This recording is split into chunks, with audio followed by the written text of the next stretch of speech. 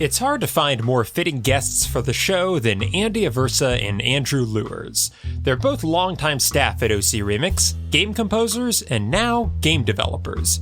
We chat about how they got started in game development, the inner workings of Unity and pixel art, and their newest project, Flowstone Saga. I'm Brian Kelly, and thanks for joining us for an evening at the Roost.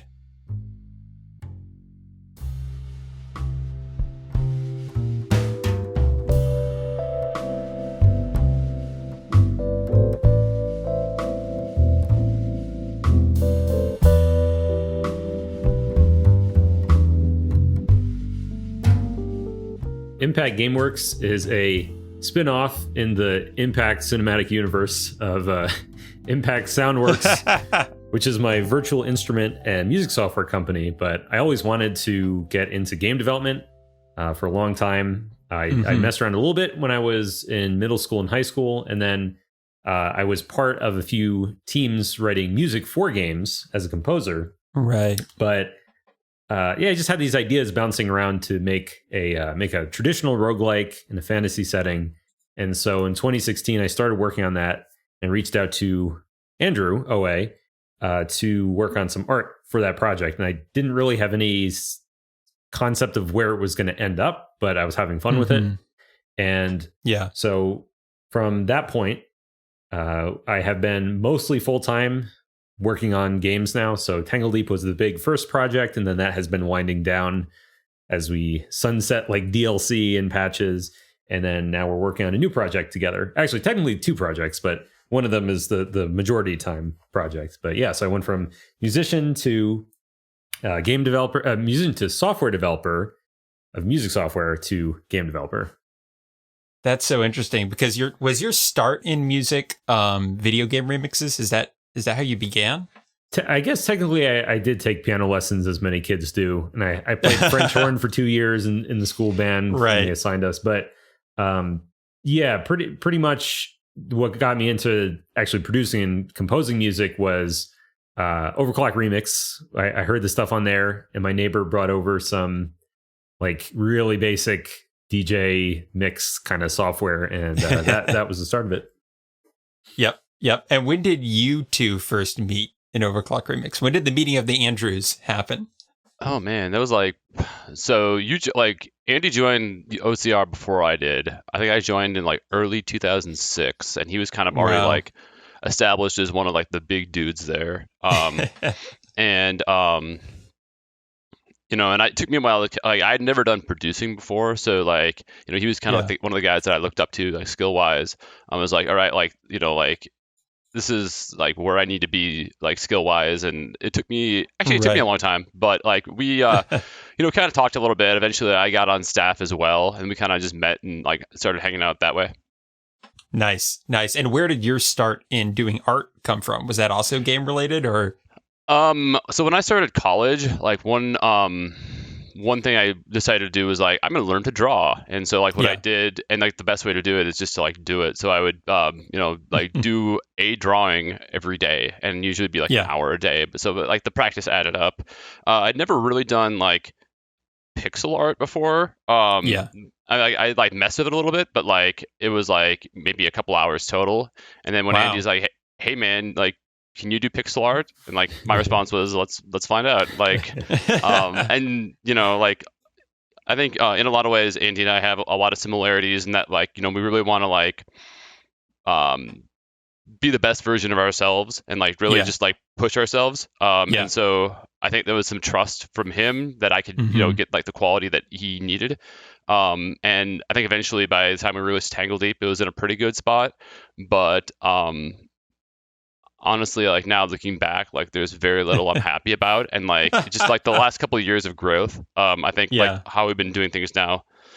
So kind of a roundabout way, but yeah, it's basically like the art story. That's really cool though that you were able to start your pixel art career, as it were, on a project. Like I know looking back on it, you're like, I could have done so much better, but that's neat that basically your first project was a fully released game. I think a lot of people would take a lot longer to get into something like that. So that, I mean, kind of trial by fire, at least. Yeah, for sure. And a lot of it, like, and a lot of the stuff, like, you know, I had some drawing experience, so I kind of knew how to like make things look like they should. But a lot of the learning that came from it is like, how does it make sense in the context of like game assets that are like put back together? So pretty sweet. Yeah. What did you find? I'm always curious, like, how did you find pixel art differed from other kinds of art you've done before? Like, so it's both more forgiving and less forgiving. In like the precision that's required. So because it's so low resolution, like changing a single pixel can like drastically alter how things look. But oftentimes, because it's also low resolution, people are allowed to use more of their imagination to fill in the details. Yeah. Yes. So if you have really good fundamentals, like the art is super attractive, even if it's like, you know, like really chunky. And you can create really great moods with it very quickly. Yeah. Without having to really, you know, detail every single piece of like, if say you're designing a room, right? Like, you know, you can have like a few books scattered there, and then like some plants, and then as long as like the whole composition of the room feels kind of cozy, it's a really good feeling for the player, where you don't necessarily have to like, you know, like if like a AAA title, you know, there's have to be like crazy lighting, and then like, you know, you have to have all these different individual details. So I think for us specifically, pixel art makes the best sense given like the size of budget, and like the number of employees required. You know, we actually have been slowly building a super good art team. Nice. And we can get some like incredible results using pixel art, just because we're able to add so many custom details in the amount of time that would normally take, you know, just like a couple of mock-ups. So it's worked out really well for us. Yeah, that's awesome. Were you the only artist on Tangledeep, or were there other people on that one? Nope, there was two of us. I was focused specifically on the backgrounds, and so all of the environments, like the town, a lot of the animations there, and then we had and UI as well. Thank you. And then like we had Fervir was the monster and character and animation of like effects artist. So it's actually funny with him because his situation was pretty much exactly the same as Andrew's, where he was kind of dabbling in pixel art, but he had never worked on a game at all. And so he's just like, wow. I saw his work on TIG Source, I think, TIG Source. And I was like, hey, do you want to, you know, make some characters? And I like demoed a whole bunch of people and I paid them to do some sketches. And his was the best. And he's like, well, you know, I've never, like, he literally didn't have any previous game experience, but I could tell like the personality that he was putting into the sprites was going to be special. And so by the time we finished, he was like, I asked him if he wanted to work on, you know, Tangledeep 2 and like, hey, do you want to keep working with us? And he said, you know what, I'm going to work on my own game now. Because he felt like confident enough that he could then just do his own project, which I think is great. Right. Yeah. That is super cool. Like, Tangledeep is such an inspiring story because it sounds like everyone who went into it didn't have game experience, but I played it a few years back and it feels like a really solid, polished game. I would not have guessed it was like basically game amateurs that made it. What do you think, like, why do you think it was so good? I guess, like, given you guys had no experience. I had there's kind of two things from my perspective. One was that I had a really good mentor, Jim Shepard, who is also an indie game developer, but he has a lot more experience. Even back in 2016, he worked in like AAA. He had worked on the precursor to several games that came out, and but like better versions of them that got scrapped and then replaced with something else, which always sucks. But like his expertise, like he would sit down with me and tell me like, okay, here's how you should approach this problem, and he'd give me the tools. I'd still have to solve it, but he did actually work on the game himself. He contributed a lot of the writing, which was helpful, like giving more personality to the characters, and so he was like really invaluable as a mentor. And then the other thing is, and I think Andrew would agree on this, part of making games is just sheer force of will. There's like all these little things like coordinating with everybody on the project, like putting in the extra hours after everybody's asleep and like tweaking something to give it the right feel. And I think that's what kind of sets apart a game that's like a C plus versus one that Tangledeep is maybe like a B plus or an A minus, something like that. It's not perfect, but it takes, you have to have a certain amount of passion for something like this. If you have like infinite money, then you don't need that much passion. Money like replaces passion. You need somebody to tie it together. So that was me for Tangledeep. And then for Flowstone Saga, which is the next major project, that's definitely Andrew, because he's coordinating more than I am. I'm mainly just programming on that with a little bit of design mixed in. Oh, cool. And are you working on Tangledeep too? Mostly I've been like 95% it's Flowstone Saga. I've been working on art for Tangledeep too, so coordinating people creating like creatures and sprite effects and things, because that stuff takes so long to do. And it also, I find it inspiring when I get good art, because I'm not an artist at all. I have no visual abilities, but I feel you. Like when you write a concept for a creature or something, and then somebody draws it and it's great and it matches what's in your head, that inspires me to work on it more. So when my work does wind down on Flowstone Saga, there might be like a little bit more content work to do on that. Tangledeep 2 will already have, hopefully, a lot of the art done, and then we'll mainly need programming. Nice. So we're trying to like distribute the work so there's no bottleneck, basically. Smart. Yep.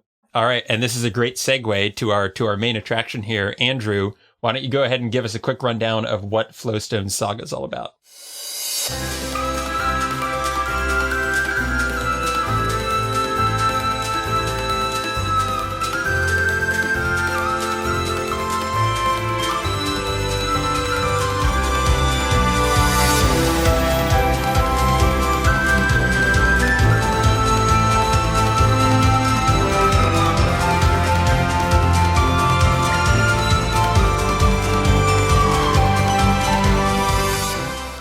Sure.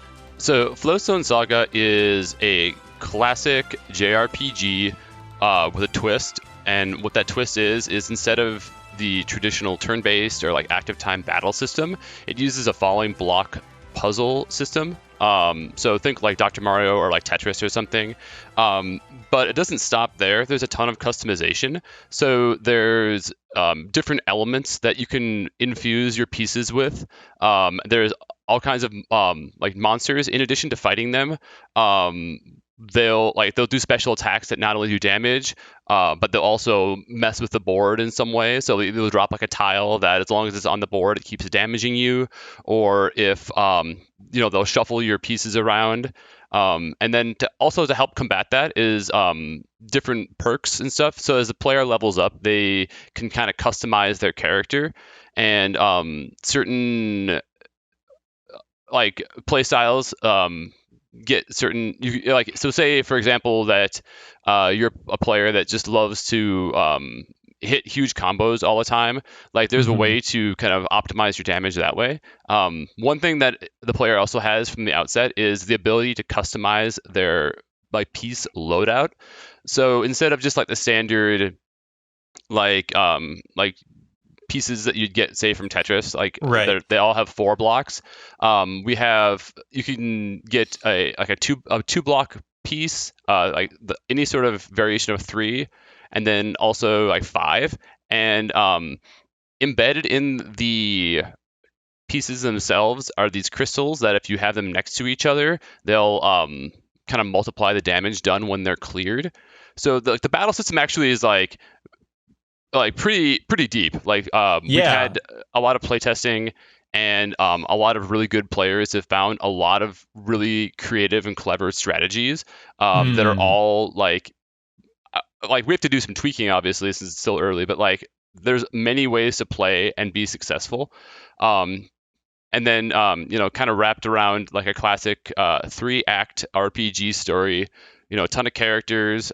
There's town building where you can, upgrade your town and get, like bonus, like items and perks and stuff from there.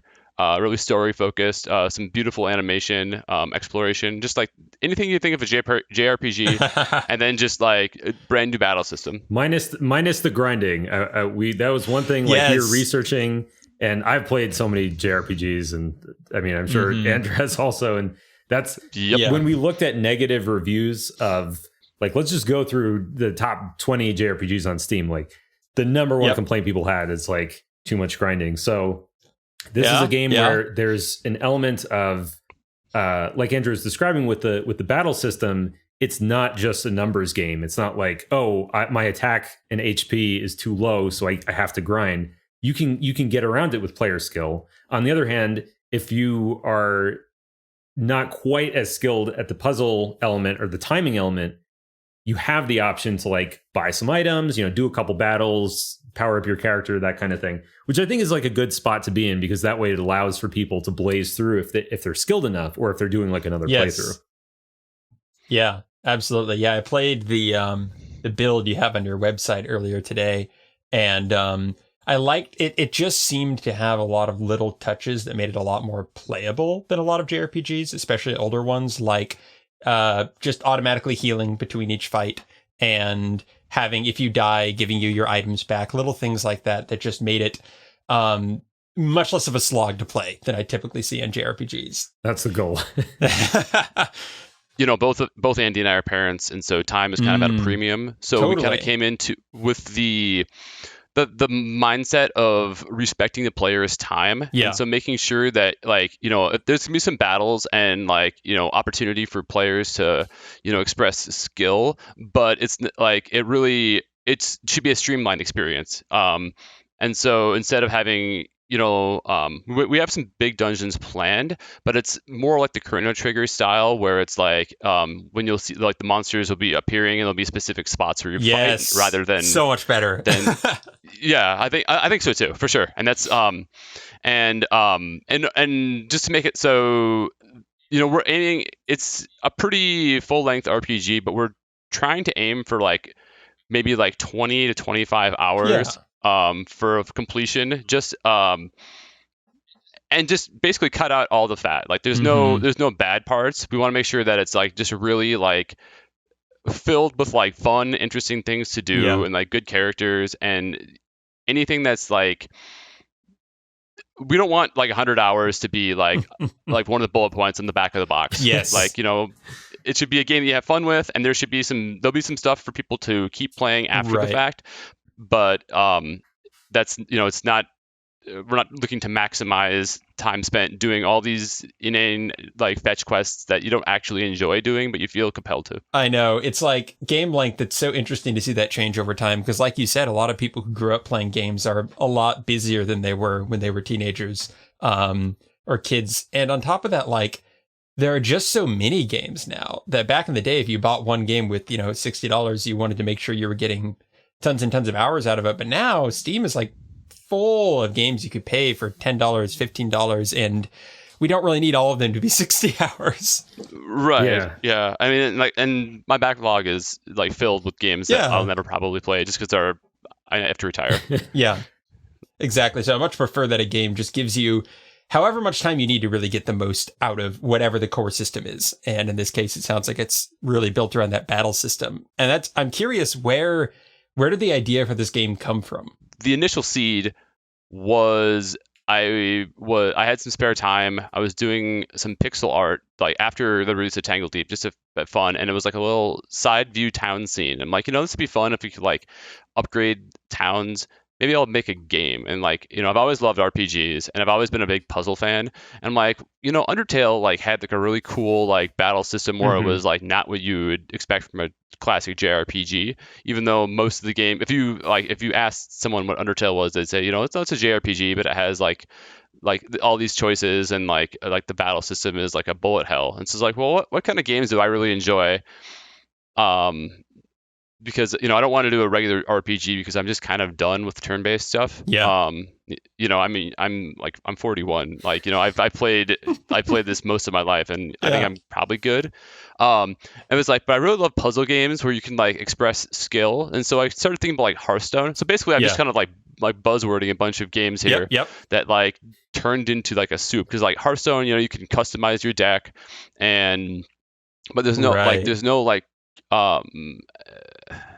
but there's no real campaign mode where there's all these stories and stuff. So it's okay, that's cool, but what about adding in like Dr. Mario or like Tetris or like Falling Block, like Puzzle Fighter, that sort of thing. Right. And so it kind of grew like it turned like the soup was one ingredient was added at a time, and it started out with like the RPG shell, and then as different components were added, it kind of became its own thing. Right. And so when did you approach Andy about it? Was it starting as a solo project, or was it immediately part of Impact? It started as a solo project, and I was like, hey, can we talk business for a second? How much would I have to pay a developer to make this?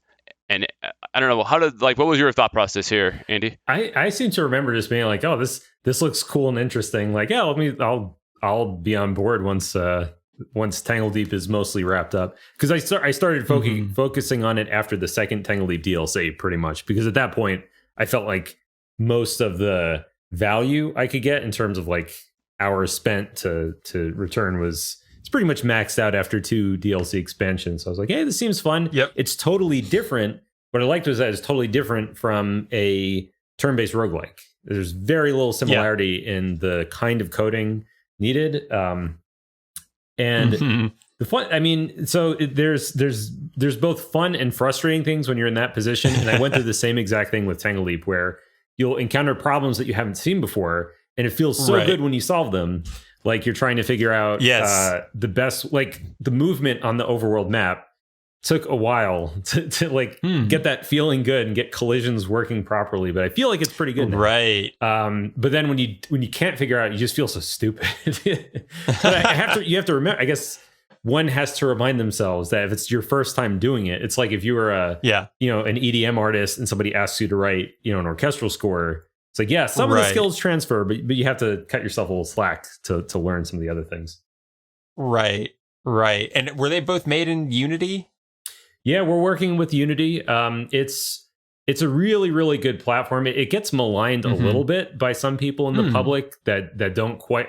It's because it's the most popular game making platform. So naturally, they will also have the most bad games because there's the most people. It's like the NES had all these crappy games, but it also had some really good ones.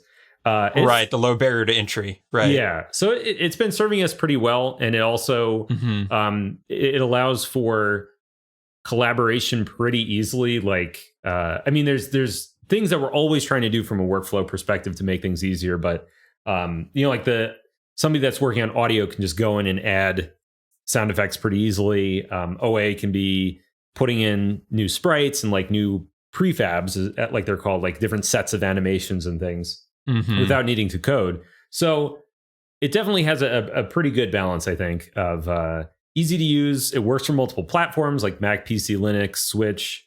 So I mean, I'd say switching to anything else would be just like kill the game at this point, because we know it. Yeah, there'd have to be an insanely good reason. Yeah, like if. Like I can't think of one. Like if Epic came to us and was like, make this an Epic exclusive with Unreal, and here's $10 million. Yeah, exactly. Yeah, there's a price, and then what we'd probably do is have to like find someone that knew how to do it. And just pay them to do it. Give them $2 million. Yeah. Right, but yeah. So I'm like, and especially as I've learned like more about like a lot of the stuff in Unity. I'm like able to do a bunch of cool things in there and not just be like like for Flowstone, at least, like the art and music guy. Now I can be I can do a lot of PM stuff. I can get assets prepped. I can help like debug sometimes. So it's been good. I'm happy with Unity. That's cool. Is it like, how does Unity handle the multiple people accessing the same project file? This is getting in the weeds, but that's something I'm always curious about when I'm working on a project. Like, can people be in there at the same time, or how does that? Yeah, well, technically it uses something that like a source control, which is something that is similar to like Git if you're in the software development world, or like Perforce or things like that. So somebody can be working on a file. It'll actually show a little icon if somebody else is making changes to that file when you click on it. So it's like, you might want to think twice about editing it. And basically, if there's any, it handles changed files pretty gracefully when you're up. Like 2 people can be working on the game at the same time, and if they're not touching the same files, it will merge that stuff no problem. It only becomes a problem when both people have made conflicting changes to the same file. And with that, I've gotten used to cleaning up that kind of thing on the code side with art and like tile maps and things like that. Usually, for example, if I was going in and editing something like, oh, I'm going to change this tile, I will 99% of the time just take Andrew's changes because whatever I did is probably not good.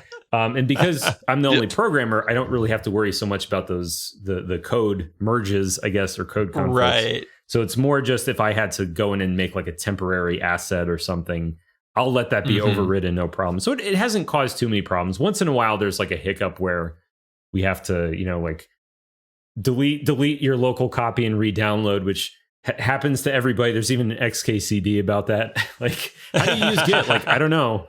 Just when there's a conflict, just save your files, delete everything, and then do it again. Yeah. That's literally the advice that you get. Oh, that's great. So this will be for each of you. What has been your favorite part of game development so far? Starting with you, Andrew. For me, I think that just kind of seeing things come to life. I really enjoyed Tangledeep and kind of bringing Andy's vision to life. And here is this kind of this is sort of like my own remix of like the Tangledeep lore in some way. Oh, yeah. Because it's sort of like in a Zelda game, like there's always a Zelda and there's always a Link and a Ganon, but it's always like a different. It's sort of like that. That's here, cool. Where there's a Mirai and then there's similar characters, but this is like maybe like an alternate universe kind of thing. So there's plenty of like references and callbacks and stuff like that. That's that Tangledeep fans will appreciate, but it's like it's just a different setting, and like there's some like new like kind of like different cultures and stuff that we've kind of added on like the surface world. So it's it just feels different. And then I think for me, like being able to like kind of compose a bunch of music and kind of go all out with like hiring a bunch of musicians to record it and like that sort of thing has been something that I've always wanted to do and never had a good excuse, and this is like a pretty strong excuse to do it. Yes, I have. When I heard the battle theme that happened in the ruins, I was like, okay, this has to be an OA track.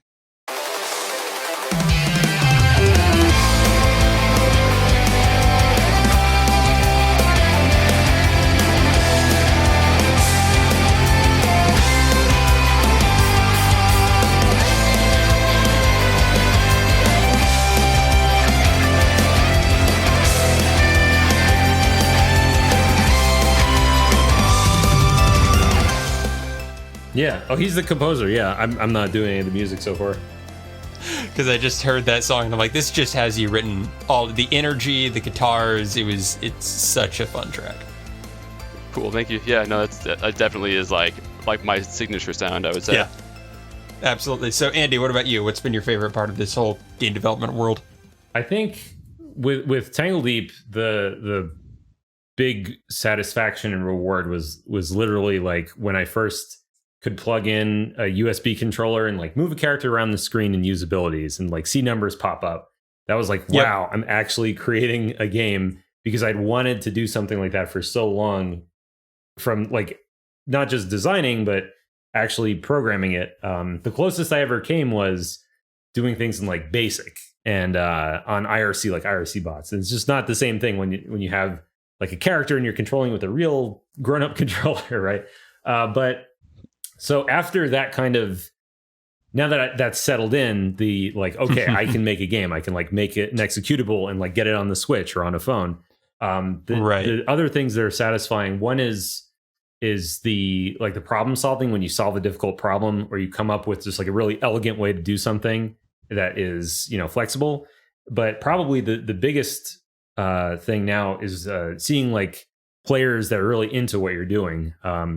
Obviously, Tangledeep has more players than Flowstone so far because it's actually out. But like there are people that have put in literally like 800 or 900 hours, and they're on Discord. Over the years they've been on Discord, like talking about strategies, sharing screenshots, like digging into the resource files and the code and like pulling up stuff. And I love that. Yeah. I love that somebody can be invested and have that much fun. And we are seeing there is like a small but dedicated crowd of people on the Tangledeep server that's enjoying Flowstone Saga as well. And they're like playing the builds, they're giving feedback. Yeah. And I think that's helped drive a lot of the positive changes that we've made over the last year or so. Yeah, definitely. Yeah, that reminded me, Supergiant Games, who made Hades, talked a lot about, because Hades was an early access game for like a couple years, I think. And that was crucial to their whole development of it, was just constantly getting that player feedback in and making tweaks from it. And was Tangledeep early access? I forget.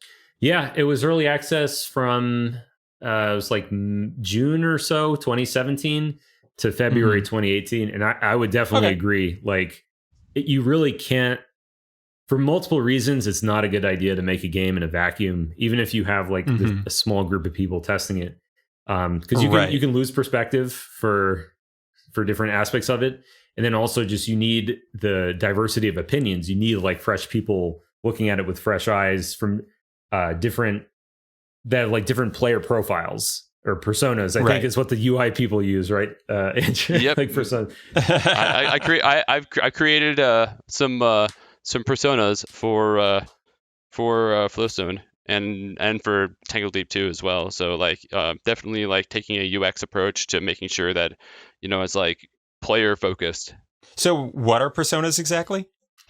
So a persona is like in the UX world, when you have, it's basically like a prospective user and kind of like the story behind them. Okay. So, and I can give you like a little bit of like insight to like the Flowstone Saga. So I think there's like the three main personas we've created is, so there's and you give them like whatever funny names you want. So the persona we have for that is like really wants to show off how good they are is their name is Shara, based on like the villain of Tangledeep. Yeah. And so like what a Shara is looking to do is find really creative ways to break and dominate the game. Like they want to be like the best player at this game.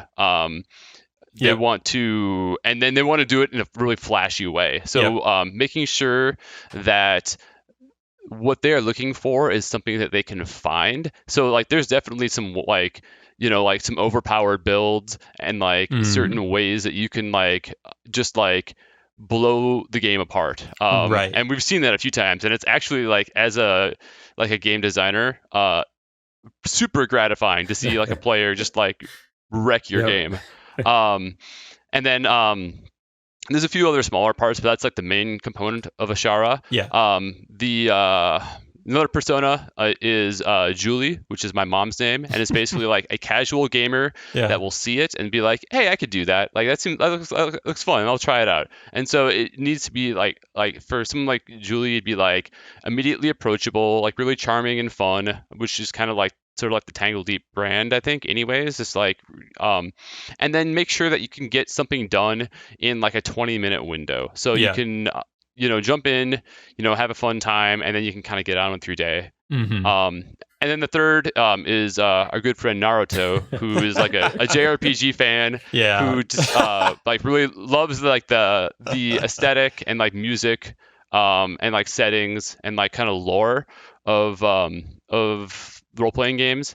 Possibly the type of person that would want to do some fan art or like cosplay or something. And so making sure we have really compelling and fun characters and like a cool setting is something that they'd be looking for. So that's kind of and so when you have these different personas, when you're creating new features or investing time into something, you always have to think of like, who is this for? Because every feature doesn't have to be something that all players want, but it has to be something that one of those players is going to love. Yeah. Because when I hear you describing that, it seems as important the personas you don't pick, because you can't please everyone. So it seems like it's also really important to be like, we're not pleasing people who want a first-person shooter, fast-paced combat. That's not going to be in here. And you see some games kind of stumble by trying to please everyone all the time. Yeah, although, just give us a couple more years and we'll do the Flowstone, we'll do the Flowstone Battle Royale. Arena shooter. Whatever's like the new hotness. I think it's interesting as Steam has developed, and now that making games now is almost entirely, discovering games is like very algorithm driven now, unless you're at that very top echelon of AAA and you can afford the money to, have a giant booth at E3 or whatever. So for all the other peons, it's very algorithm driven. Like, how do you get Steam to show people your game? And the strategy that is effective that I've kind of learned and read about over the last few years is you want to, there is already a group of people that is like looking for games like yours. And the idea is just reaching those people and no one else for the same reason, because Steam is going to penalize you if you have like a misleading, like if we had like a scantily clad anime girl, right? On the art. Are you sure? Because I've seen a lot of those around. Is Steam penalizing those? No, but what I mean is it would be if they click on it and it's not what they're expecting. If they're like, oh, wait a second, this is like a puzzle JRPG, like where are the anime ladies? Like I don't see that.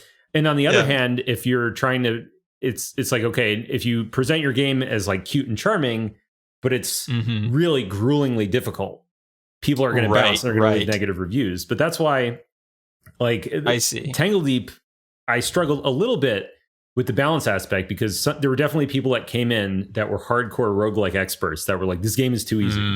And then there were also casual people that were coming in and saying, this is just unfairly difficult. And so I may have failed a little bit in sort of the initial balancing on release of the game, where it was probably a little on the hard side. And it probably should have had a little bit more on the like onboarding people that were not familiar with the genre, which is something like the mystery dungeon games, like Chocobo's Mystery Dungeon.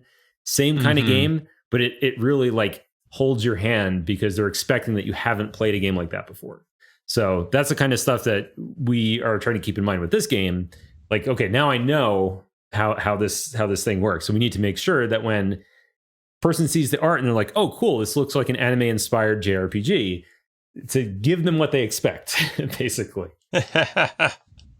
Absolutely. Yeah. So with Tangledeep, like, how did you go about getting the word out for that game? As a first game from a new studio, I imagine that was probably one of the big challenges.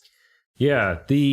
So there's a concept with Steam, somebody referred to it as rocket fuel, where it's like, if you can just create a little bit of a spark, Steam will like pour fuel onto it and ignite it, as long as the game is good. So the spark for me, some of it came from me reaching out to my own circle of friends and people that knew me for my music. And I was like, hey, I'm working on a game, like, come check out the Kickstarter. And so that was, in the hundreds of people, like not a massive crowd.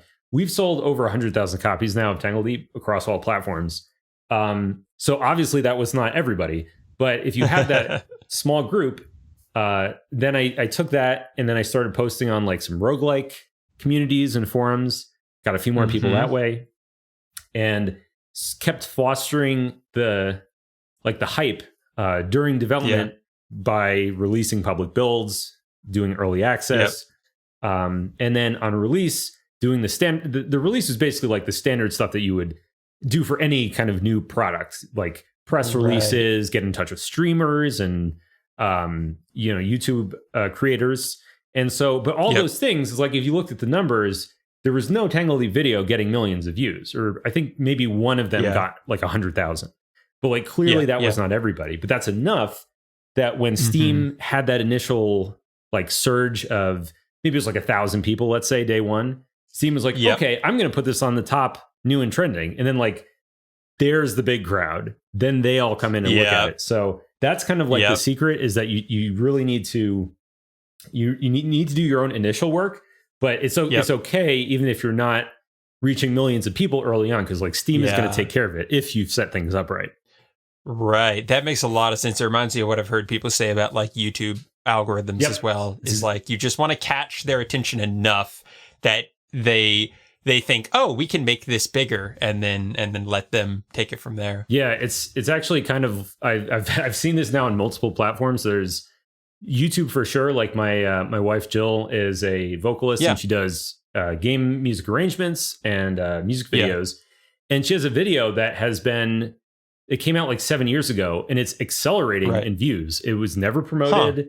Like, she didn't send press releases about it, but it's actually getting more than it ever has before. And it's for the same kind of reason. YouTube's like, oh, people like this, I'm going to show it to more people.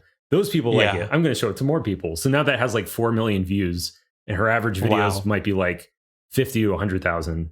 So, and then Spotify's the same way. Like, I have some singles on Spotify that are like over 1 million, and then I have tracks that are 10,000. So it's we're beholden to the algorithms for sure, which is it's both so good weird. and bad. Yeah, it reminds me of like, ancient societies giving sacrifices at their temple. We're basically doing that to our internet gods here. Just like, please notice us. We must do our arcane rituals to get your attention. Yeah, pretty much. Exactly. Yep. That's great. So what's the plan for Flowstone Saga then? Like, do you guys have a release date aimed? Do you have a lot of progress done, or what's the plan with it? So progress-wise, I think progress actually got set back a little bit. So based on, and it goes back to a lot of the early access stuff. And so probably about 6 or 7 months ago, we were getting a lot of feedback about so previous, and you played the version now after the next, so basically 7 months ago, there was no top-down view at all. Oh, wow. There was no exploration. It was kind of like, think of it like there was like the world map, and each node on the map was almost like a checklist. Like, here's 4 battles, and then a boss fight, and then here's like some ruins to do. And so like we were really missing with it didn't feel like it had like the RPG soul it needed. Right. And we were getting a lot of feedback about that, and we're like, well, what do we do? Do we just like, and I mean, and in hindsight, of course, it's like a really obvious answer is like, make it more like an RPG. Yep. But we had to, basically it took us, 6 months of redoing work, and it's, really painful to like, oh man, like flushing 1,000+ hours. But like, thankfully, we have we're in the position where like we don't currently have a publisher that is like demanding deadlines. And I'm for the last several years on this, I've been working 70 hours a week, like 40 at the day job and 30 on this. So it's like, it's not like the end of the world, especially when we want to make a game that's really good. Yeah. But like, definitely like, where we're at right now is we've got pretty much all of the base mechanics are pretty set. There'll be some fine tuning and tweaking and like additional perks and basically just more on that end. We will need to redo the UI. There's a lot of different elements that I think we'll need to have custom solutions. The entire story is written and then like put in the correct format for spreadsheets and then like for localization and different like translations and stuff. Right. We have a bunch of cutscenes created, and then basically right now it's like we just need content. So custom animations for all the story stuff, tile sets and backgrounds. I think like half of the soundtrack is mixed and mastered, half of it is not. And then every like here and there, like it's like, okay, I need a different song for this, so let's create it. And then like probably like just like multiple like polish passes. Right. Probably April of this year. I think by April there's a pretty good chance we'll have a Kickstarter again. We had started one before. Yeah. That's when we got the feedback that Andrew was talking about, like people that were coming in and they were like, we want more RPG stuff. And so we've like added so much since then, like completely redid the intro story, like all the overworld stuff, all the perks and powers, all that stuff. So April's probably realistic for that. And at that point, you should be able to expect to play for like a couple hours and get a couple hours of like gameplay and story within the first act of the game. I think we should definitely be able to at least get into early access sometime this year. I think that should be doable. Yes. In early access, like you want to be in a spot where there's no glaring emissions. Like it can't be like crashing every now and again. It can't be like, oh, you open a menu and there's just like like, oh, you can't equip items yet. Like, sorry, we don't have it yet. No, like you need to have the basic stuff. It's okay if the story isn't totally done. But what we'll probably do, we had played around a little bit with this, is have, once the player completes the story so far, we'll open up some just like kind of like a sandbox so they can do like a Coliseum, just do battles for fun and kind of test out builds. So that's a good idea. Yeah. I think next year is probably realistic for the full release of the game. And between now and then, we'll probably be talking to some publishers because we've actually already had some interest. We haven't signed anything and we haven't made like a formal pitch, but because of the success of Tangledeep, it like got more eyes on us basically. And so it is a good position to be in where we've both had, we're not relying on this specific project to like pay our rent and our mortgage and whatnot. We have the income from Tangledeep and then we have income for our day jobs. Somehow we also have day jobs. Which is crazy. That blows my mind. But I mean, again, like you said, it's that work ethic that makes these games. Turn out anyway. And I think we want to be smart about it too. We both have families. We want to make sure that they're provided for. Totally. And you hear always hear about these like. You hear both like horror stories and like these insane success stories of people like mortgaging their house to pay for their game. Oh man. And it pays off, but usually it doesn't. Like so And it also, I find creative projects have a lot more freedom to them when they're not beholden to your baseline money.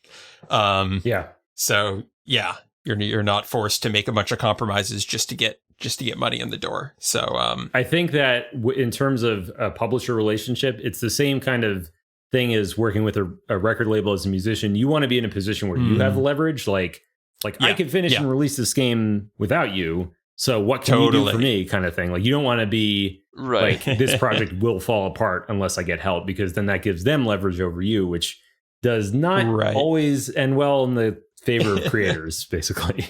Right. And I mean, we self-publish Tangledeep, and I think like self-publishing with ridiculous sales, like at this point, I think I would call Tangledeep a small hit. Oh yeah. It's more than just able to turn a profit and like keep the like like the Impact Gameworks lights on. Like it's a pretty well acclaimed game that did a lot of great things. Right, and being able to say, like we had plenty of success self-publishing previously, and we can potentially do it again. So like just finding a good partner too, and if it doesn't work out, then I'm confident that we'd be able to make the game a success publishing on our own as well. But Epic, if you have those $10 million, if you're listening, ready for you. Right.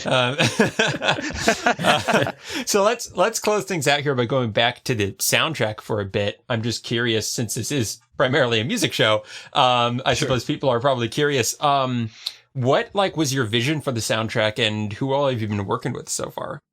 So the overall theme for the soundtrack is like a traditional Japanese style fantasy RPG mood with a lot of additional guitars, and I used a lot of actual like drum and bass type stuff just to kind of try to keep it a little bit fresh. I think more like Final Fantasy meets like some of the Falcom titles like Trails of Cold Steel or like Ys that can be a little bit more guitar heavy. I am trying to make sure there's a lot of good moods in there, so more serene like piano plus soloist pieces, and then huge battle themes and stuff with orchestra plus rock, some EDM as appropriate, and just try to get a good variety. So for collaborating, I've got a lot of instrumentalists and musicians helping out. I think my main collaborator is Nabil Ansari, who is not only doing all the mixing and mastering of like the final pieces, but they're also helping with additional arrangement, and kind of sounding board. We'll like chat about tracks, and they'll be like, hey, use this chord, try it out, see what you think. It kind of enhances the mood more, and just little things like that have been really awesome. Not only help me like point out blind spots in my own composition, but just trying to just serve the end result much better. We've got some awesome woodwinds from Kristen Nigas and Laura Intravia. have been really just sending a lot of great stuff in. John Stacy has been recording brass, and he just sends me the stacks of like huge sounding brass. It's fantastic. Michaela Nachtengal has done viola and violin, and then some other individual. I've got some saxophone by Brad Burr. Alyssa Menace has done some guitar, acoustic stuff, and then some fantastic percussion work by Doug Perry, like both hand percussion, and also he did a really great arrangement. I asked him if he would just take the town theme and do his own rendition arrangement on mallets, and it sounds super good. It's like the nighttime version, if you can kind of already just picture it. And then of course, like from like what I've done, I've recorded the all the electric and nylon string guitar, bass, piano, some saxophone as well. So it's a pretty great group, and it worked out really well. Just how awesome everyone is.